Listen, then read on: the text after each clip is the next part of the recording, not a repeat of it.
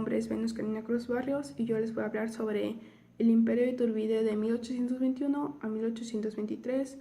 En septiembre de 1821, Iturbide estaba como presidente de la regerencia y el Plan de Iguala estipulaba un gobierno de monarquía moderada por un congreso. En ese momento el puesto estaba vacío, el trono estaba vacío, así como decisión siguiente crearon una junta provisional que gobernara mientras alguien ocupara este puesto. Como siguiente paso enviaron una carta a Fernando VII donde se le invitaba a él o a alguno de sus familiares a ocupar el trono mexicano. Después de un tiempo, las ideas de los mexicanos estallaron y como ejemplo fue que en el Congreso que se creó estaba dividido en tres ideales: los monárquicos, los republicanos y los borbonistas. Los monárquicos poseían la idea de una monarquía como se plasmaba en el Plan de Iguala y en los tratados de Córdoba, y no les desagradaba la idea de tener a Iturbide como máximo gobernante. En cambio, los republicanos querían un gobierno como en el de Estados Unidos. Temían que si se lograba la monarquía y teniendo a Agustín de Iturbide como emperador, se convirtiera en un régimen absolutista. Los borbonistas no tenían problema en estos dos ideales, pues si había una monarquía querían tener de emperador a un rey de la casa Borbón. En cambio, si esto no pasaba, si esto no sucedía, apoyarían la idea de los republicanos de tener a un gobierno republicano. Después de un tiempo, la noticia del rey de España, donde no aceptaba ni él ni a ninguno de sus familiares que tomaran el trono mexicano, pues no terminaban de aceptar la independencia de la Nueva España. Esta noticia les afectó a muchos, pues todas las ideas que tenían se iban de un lado, se iban a la basura. En cambio, a los que sí les alegró fueron a los iturbidistas, pues significaba una oportunidad de tener a Agustín de Iturbide como máximo gobernante. Después de un tiempo, el 19 de mayo el Congreso no podía controlar a la multitud exaltada, así que tenían dos opciones: preguntarle a todas las provincias o declarar ahí de inmediato proclamar a Agustín de Iturbide como emperador. Y Agustín de Iturbide apoyaba la primera idea, preguntarle a todas las provincias. Así que el Congreso, los diputados, tomaron una votación y con 72 votos se tomó la decisión de proclamar de inmediato a Agustín de Iturbide como emperador. Así que el 21 de junio de 1822 se proclamó a él y a Ana María Huarte como emperador y emperatriz del Imperio Mexicano. Esta decisión primero fue aceptada, pero después, por el Plan de Casamata, liderado por Antonio López de Santa Anna y Vicente Guerrero, pues que antes había apoyado pues la coronación de Iturbide, exigían que se reinstalara el Congreso y que se anulara el imperio de Agustín I y que la monarquía deviniera en república, implementada en 1824. Producido el golpe de Estado, finaliza el mandato de Iturbide 9 meses más tarde y abdicando la corona en el Congreso el 19 de marzo de 1823, embarcándose hacia Europa el 11 de mayo. Finaliza la etapa de Agustín I. Centroamérica se independizó de México y el Congreso había tachado a Iturbide como traidor. Así finaliza el imperio de Agustín de Iturbide. Muchas gracias, compañeros, por prestar atención. Ahora se irá al siguiente tema.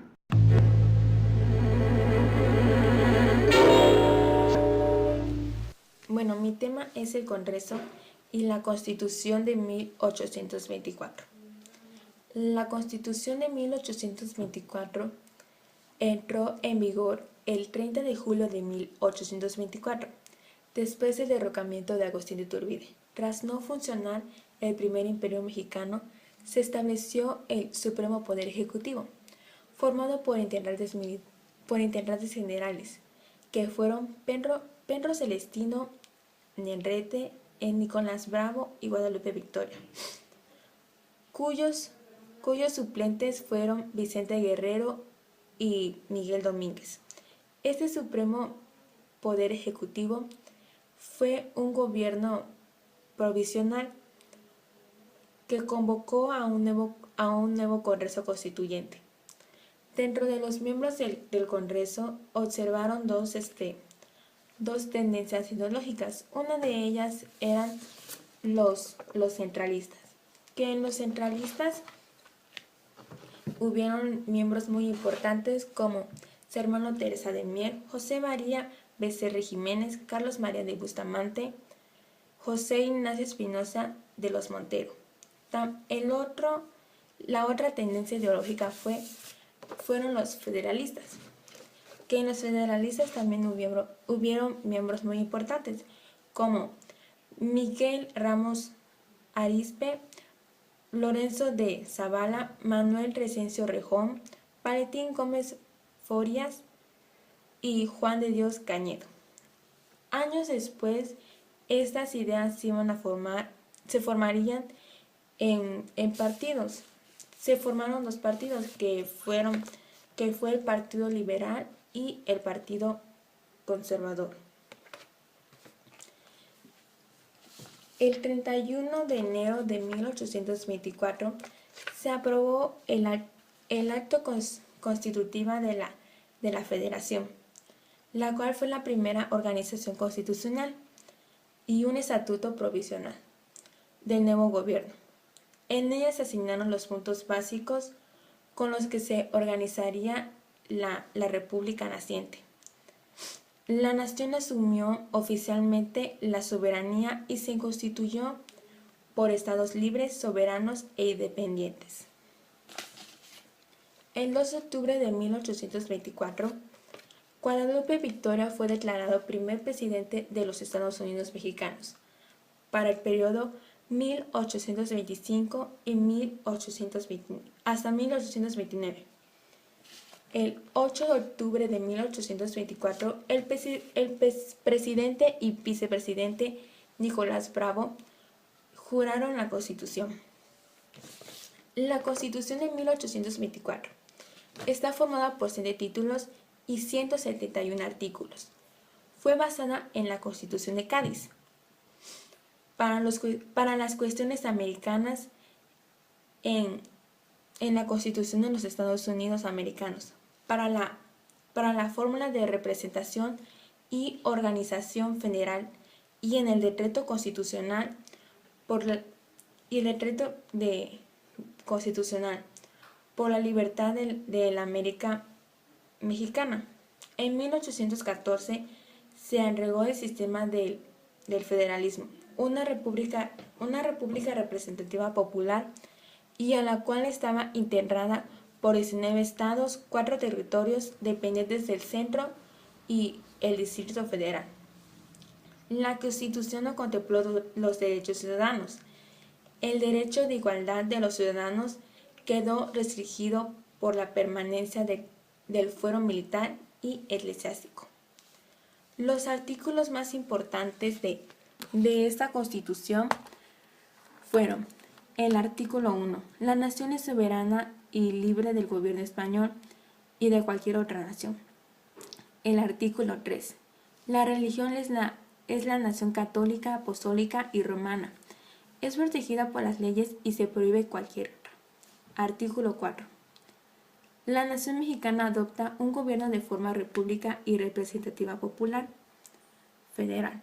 Artículo 6. El supremo poder de la federación se divide en poder legislativo, poder ejecutivo y poder judicial.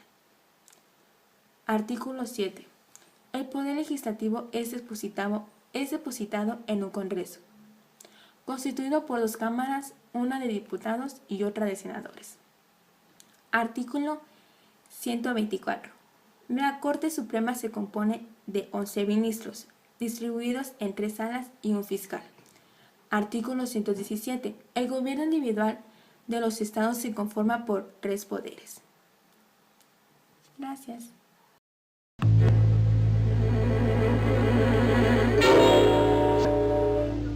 Fue el conflicto entre federalistas y centralistas.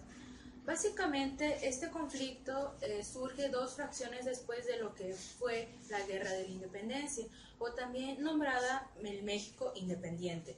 Esto surgió porque los federalistas querían federalismo. ¿Qué quiere decir esto? Querían un estado que poseyera autonomía, libertad de credo, de prensa y también educación laica, entre otras cosas. Como no existían los partidos políticos, se segregaban en logias. Los principales integrantes de lo que fueron los partidos, por decirse así, de los federalistas, están Juárez, Lerdo de Tejada, Gómez Farías y Ocampo. Los federalistas querían un país que estuviera dividido en estados, que fueran más o menos independientes. Es decir, que tuvieran una constitución propia y que pudieran decidir por sí mismos cuestiones regionales, o sea, de donde habitaban las personas. Además de que tendrían 3 niveles de gobierno: municipal, estatal y federal, electos por democracia.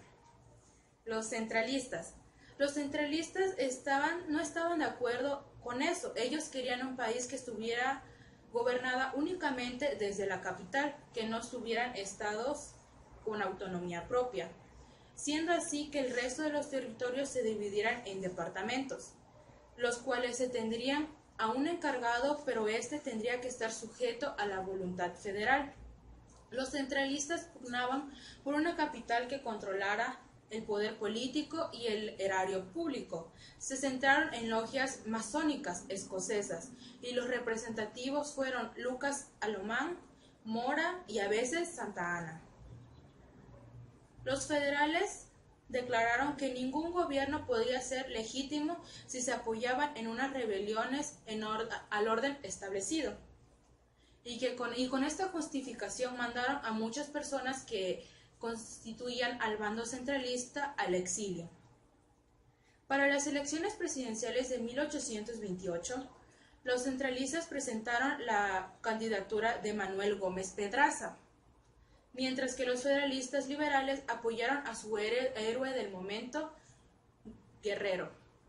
Vicente Guerrero.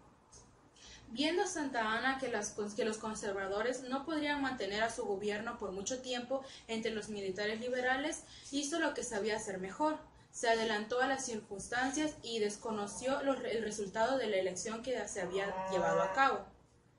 Este hecho fue conocido como el Motín de la Acordada. Propició que el Congreso declarara nula la elección de Gómez Pedraza. Además, se nombró presidente a Vicente Guerrero y vicepresidente a Anastasio Bustamante, un militar y político que tenía ideas liberales. Hasta el momento, la forma de gobierno de México era una república federal, pero al llegar Anastasio Bustamante al poder, se adoptó al centralismo, que consistía en que un gobierno central, en este caso, se decide desde la Ciudad de México. Tomaron que México tomara todas las decisiones de interés para los estados, dejando solo algunos asuntos para ser decididos en cada región. Eso ya había sucedido durante la guerra, época de la Nueva España, en que todos estos países debían acatar las órdenes del virrey, quien representaba a la corona española. Los centralistas contaban con el apoyo de la Iglesia y de algunas pocas personas que eran de alto estatus y contenían muchas riquezas. Otra cosa que defendían los centralistas eran que al ser católicos, la gran mayoría de los mexicanos no debía permitirse ninguna otra religión. De ser así, esta sería anulada o algunos mandados al exilio. Para luchar con todas estas causas y poder organizarse mejor, tanto los centralistas como los federalistas formaron una especie de grupos secretos, conocidos como logias masónicas. Estos son grupos que nacieron en Europa durante la Edad Media, compuestos por personas que se ayudaban mutuamente para lograr sus propios propósitos. Nuevamente, los liberales estaban en el poder, más fuerte que nunca y por contar con el apoyo de Santa Anna y otros militares, así que decidieron llevar hasta sus últimas consecuencias su programa de reforma general de México. Los conservadores o centralistas se asociaron con el llamado rito escocés, apoyado por los embajadores de Francia e Inglaterra, países que tenían interés en México para ampliar sus influencias y provisiones en materias primas, a la vez que desde nuestro territorio podían competir más directamente con el naciente comercio internacional estadounidense, ya que controlaban importantes mercados internacionales como el del algodón. Los liberales veían a Estados Unidos como un modelo a imitar en muchos sentidos, tanto en su forma de aplicar el federalismo como en su rápido desarrollo económico, por lo que inmediatamente se identificaron con el rito yorquino y se hicieron masones. En tanto, los liberales o federalistas se hicieron miembros del llamado rito yorquino, el cual fue apoyado por el embajador de Estados Unidos, Joel Poinsett, quien llegó a México en 1822. Poinsett tenía órdenes de su gobierno para conseguir la venta o cesión de territorios mexicanos a Estados Unidos y usó las logias con este fin de hacerse con sus propios motivos personales por el que había llegado. El 2 de enero de 1832, la siempre inquieta Santa Anna, al ver que el gobierno en manos de los conservadores no duraría mucho, se levantó otra vez en armas. Santa Anna se encontró de pronto en las filas del ejército de Iturbide, con los que permaneció hasta la consumación de la independencia. El 25 de noviembre de 1825, su propio vicepresidente Nicolás Bravo se levantó en armas en su contra. Guadalupe Victoria mandó a llamar a Vicente Guerrero, quien aplastó la insurrección de Bravo. El 16 de septiembre de 1821, Santa Anna se rebeló en Jalapa a favor de la presidencia de Vicente Guerrero. El 16 de septiembre de 1821, Santa Anna se rebeló en Jalapa en favor de la presidencia de Vicente Guerrero. Durante la invasión de Barradas, el presidente Guerrero mandó a movilizar al ejército y en previsión de una invasión colocó gran número de fuerzas en la ciudad de Jalapa al mando del vicepresidente Bustamante. Entre las primeras obras de Bustamante estuvo el asesinato a traición del guerrero, de Vicente Guerrero, así como una serie de medidas en contra de la Constitución de 1824, que aunque no fue derogada, se utilizó por completo. Bustamante tuvo que firmar los convenios de Zabaleta, por los cuales se comprometía él a restablecer el federalismo y proclamó a Manuel Gómez Pedraza como presidente, para que terminara el periodo presidencial que había comenzado en 1829 y que Vicente Guerrero interrumpió. 3 meses después, al expirar el periodo de presidencia de Gómez Pedraza, Antonio López Santa Anna fue declarado presidente. Sería la primera vez que ocuparía el cargo, pero no sería la última. Lo que podemos decir de a qué llevó todo este movimiento sería en la conclusión. Todo esto, en conclusión, al terminar la guerra de independencia, ambos bandos se dieron cuenta de que México estaba devastado. no había dinero, nadie quería dar las armas, no existía ningún proyecto de unidad nacional. Alrededor de 40 años tuvimos como 50 presidentes diferentes que se alternaban entre federales y centralistas, sumado a todas las invasiones por parte de países imperialistas que simplemente no nos permitían ser una nación independiente, ni solidaridad. Así que se fracasaron en una lucha donde al final de cuentas ganaron los federalistas después de una larga guerra civil. En el bando de los federalistas, los principales integrantes de este bando está Juárez, Lerdo de Tejada, Gómez Farías y Ocampo. Y en lo que es el bando de los centralistas, los principales integrantes fueron Luis Alomón, Morán y Santa Anna. ¿Qué querían en sí los centralistas? Los centralistas querían cuatro poderes, ejecutivo, legislativo, judicial y Suprema Corte y Supremo Poder Conservador. Querían departamentos con gobernantes elegidos por el presidente, una junta o asamblea departamental con poderes limitados para legislar. Definía el número de electores de acuerdo con sus ingresos monetarios, o sea que los que sus ingresos monetarios no eran buenos o por decirlo así altos, no tenían ningún derecho para presentarse a las elecciones, así que no era del todo democrático. En lo que es el federalismo, ellos nada más pedían 3 poderes legislativos, que era ejecutivo, legislativo y judicial. Pedían estados libres y soberanos, que serían 19 estados y 5 territorios, aparte del Distrito Federal, una Cámara de Diputados y una Asamblea de Senadores. Consideraba a todos los varones como adultos como electores. O sea que había más democracia en el bando de los federalistas, por así decirlo, que en de los centralismos a la hora de elegir presidente. Pero de todas maneras, en lo de los dos bandos había una cierta negatividad por parte de su poderío, porque algunas personas aún estaban inconformes con lo que pedía cada uno. Algunos querían más, algunos querían menos, y de esto se debió el choque entre estos dos bandos, federalistas y centralistas, que duró de 1821 a 1855.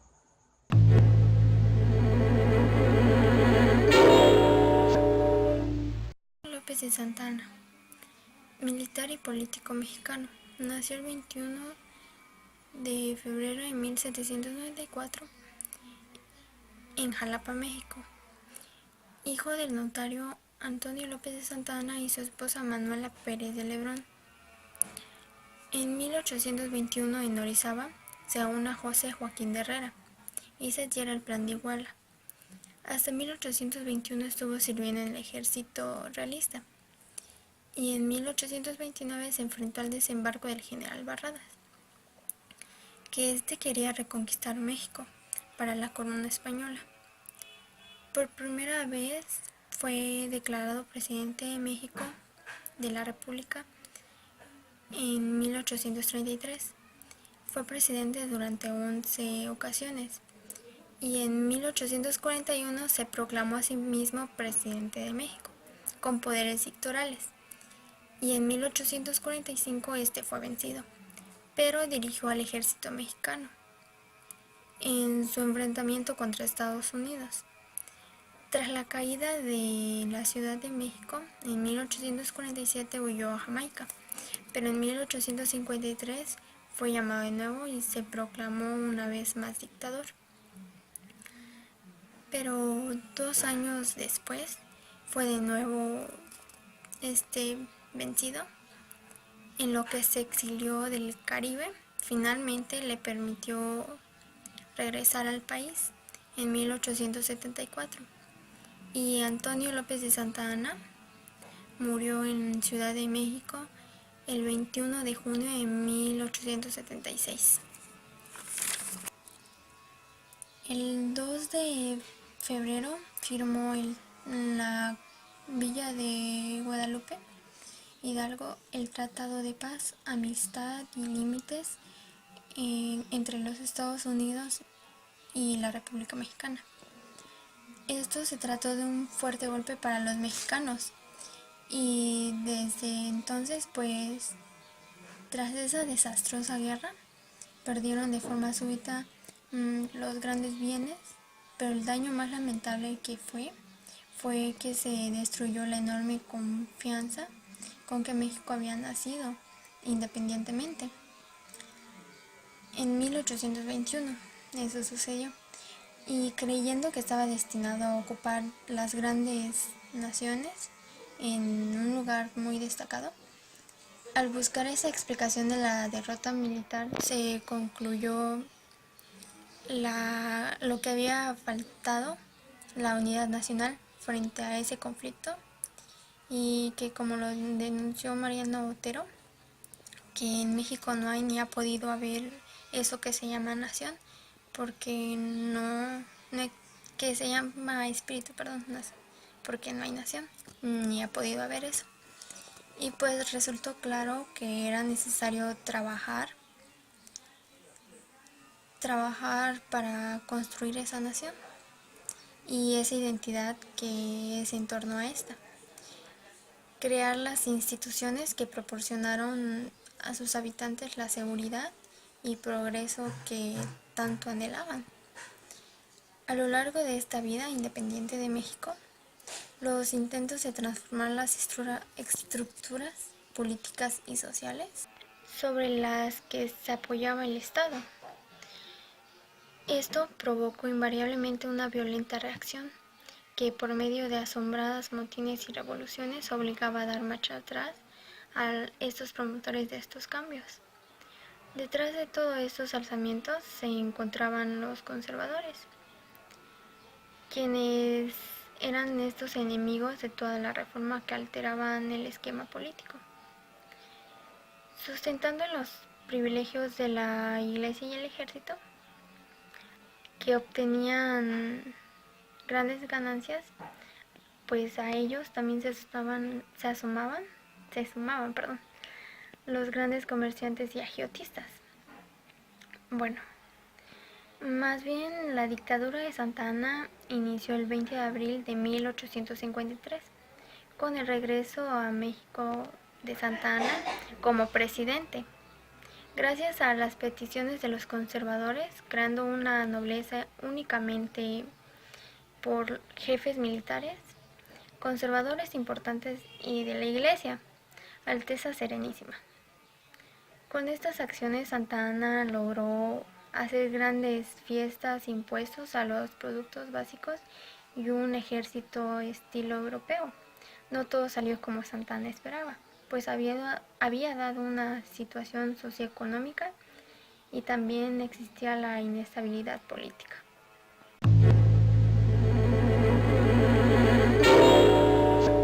El tema del que les vengo a hablar fue los conflictos internacionales de México independiente de 1824 a 1855. Todo comienza con la Guerra de Separación de Texas, siguiente por la primera intervención francesa, conocida como la Guerra de los Pasteles, luego la guerra contra Estados Unidos y al final una pequeña cronología. En 1819 se establece una frontera clara contra Estados Unidos y la Nueva España tras el Tratado de Adán-Onis. En 1821 Agustín de Iturbide otorga el permiso a Esteban Austin y a familias de colonos estadounidenses, esclavistas, protestantes, que se establezcan en Texas. El expansionismo estadounidense se basó y justificó en la doctrina Monroe con la dichosa frase de América para los americanos, ya que no toleraría ninguna intervención ni monarquía europea en América. Y ellos suponían o decían que ellos eran la nueva nación escogida por Dios para apoderarse del continente americano. La guerra de Texas tuvo sus causas, que fue el abandono de ella misma, ya que fue abandonada, las malas comunicaciones, la falta de política, bueno, no, de noticias de parte de la colonia, de la corona, ya que no era atendida, el comercio con Estados Unidos, ya que crearon muchas relaciones, la influencia política en Estados Unidos, las necesidades de mantener la esclavitud de los negros, y en la independencia pues eso era lo que no se quería, las ideas federalistas, el centralismo de Santa Anna, conocido como las 7 leyes, la creación de departamentos en la misma región y la extensión y la unión de Texas y Coahuila. Esto creó la primera declaración de independencia en 1835. Y su propuesta fue la lucha por la Constitución de 1824, la independencia total de Texas y la unión de esta con Estados Unidos. Fue conocida como los Tratados de Velasco. Texas se declaró independiente y establece un régimen republicano. Con su presidente Samuel Hudson, Santa Anna se organiza y marcha al norte para someterlos a los texanos. Tuvo sus primeras victorias, fue en San Antonio Bayard y el Álamo. En San Jacinto Santa Anna fue derrotado y hecho prisionero por Hudson y obligado a firmar los tratados de Velasco y reconocer la independencia de Texas, ya que en caso de no hacerlo él sería asesinado. La primera revolución francesa, conocida como la Guerra de los Pasteles, de 1838 a 1839. Debido a los destrozos en una pastelería de un ciudadano francés, a la primera intervención francesa se le conoce como la Guerra de los Pasteles. El interés político y económico que Francia tenía sobre México fue una de las causas por las que se comenzó esta trifulca, se podría decir. También los malos tratos que tenían los franceses por parte de los mexicanos, las contribuciones que tenían que dar los franceses, porque ya que eran obligatorias, tenían que pagar como un pequeño parte de su sueldo o dinero, tenían que dar dinero. También la falta de relaciones entre un país y otro. Antecedentes.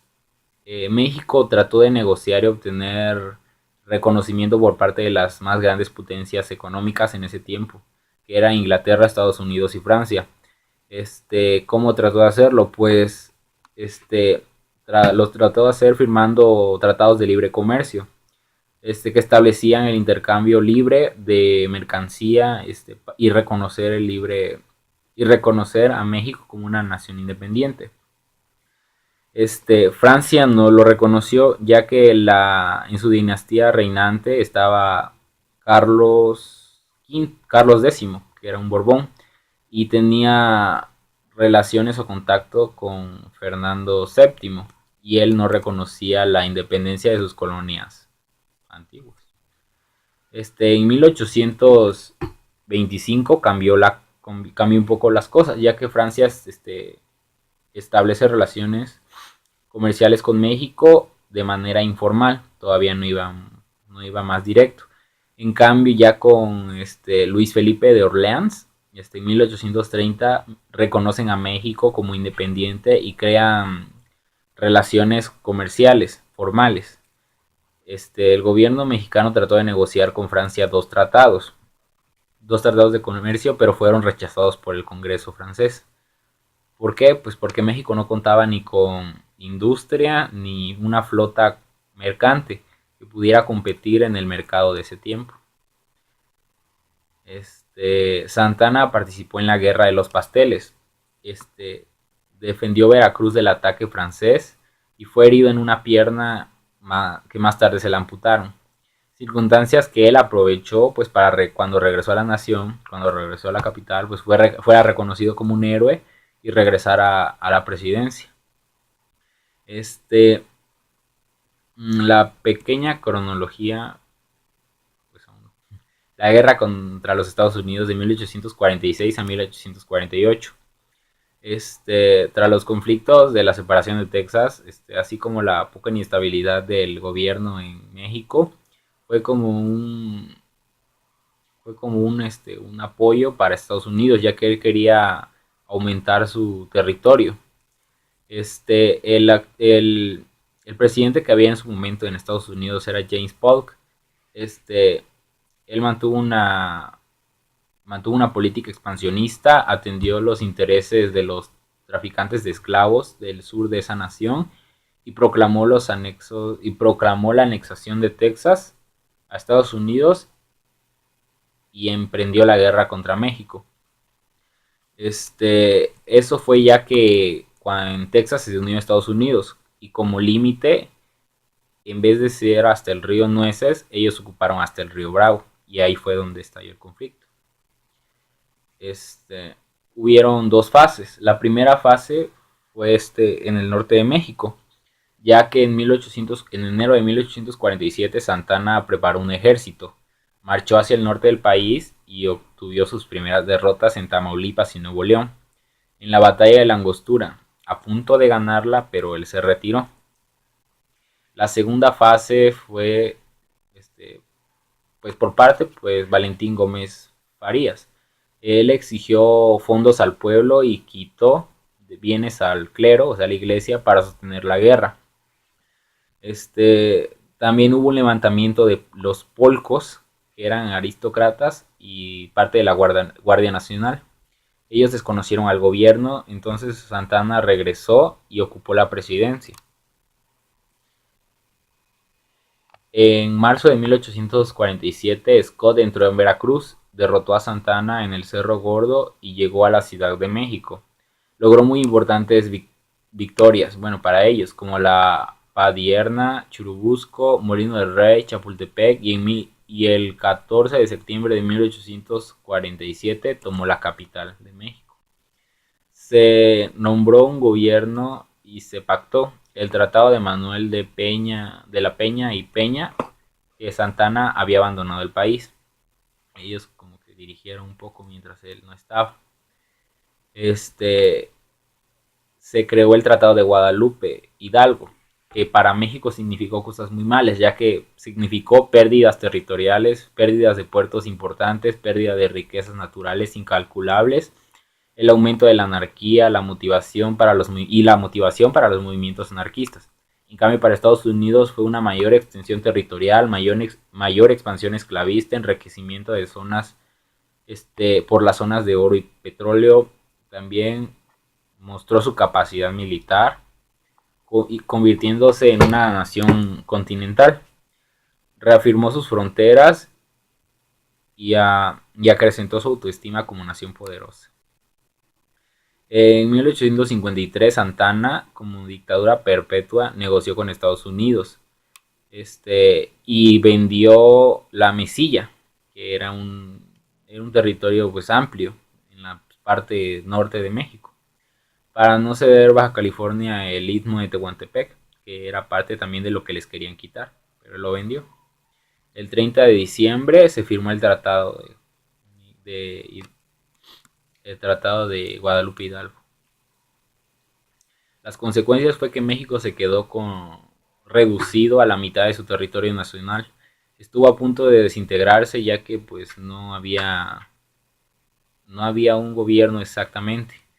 Posterior a la guerra, el país se encontró en una crisis política, económica y sociocultural. Hubo múltiples insurrecciones de parte de los indígenas y los cambios de presidentes fueron muy frecuentes. En 1836, Texas se declaró independiente. En 1845, Texas es admitida como miembro de la Unión Estadounidense Americana. En 1846, el presidente James Polk declara la guerra a México. El 7 de julio de 1846, el gobierno mexicano declara la guerra a Estados Unidos. En 1846, igual el mismo año, en el 18 de agosto, fue la victoria norteamericana en Santa Fe. Del 19 al 24 de septiembre, el ejército de los Estados Unidos tomó Monterrey. 1847 fue la batalla de la Angostura. El 7 de marzo las tropas norteamericanas ocuparon Veracruz. Después fue la derrota mexicana en el Cerro Gordo. Después la derrota mexicana en Puebla. El 20 de agosto, derrota mexicana en Padierna y Churubusco. El 8 de septiembre, victoria norteamericana en Molino del Rey. Y el 13 de septiembre fue la batalla de Chapultepec, igual perdida por México. El 14 de septiembre los norteamericanos tomaron la Ciudad de México. Y en 1848, el 2 de febrero, se firman los tratados de Guadalupe Hidalgo. Seguido después, el 15 de julio, las tropas norteamericanas abandonan la Ciudad de México. Y eso es todo.